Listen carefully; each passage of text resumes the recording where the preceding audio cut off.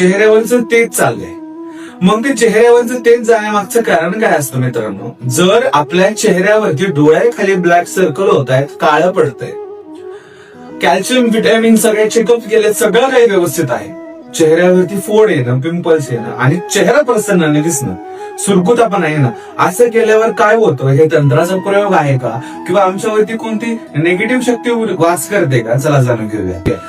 सर्वप्रथम अशा वेळेस आपल्याला महादेवाला केशराचं जळ जे आहे तांब्याच्या तांब्यात घेऊन रात्रीच्या वेळेस ठेवायचं आणि सकाळी महादेवाला व्हायचंय.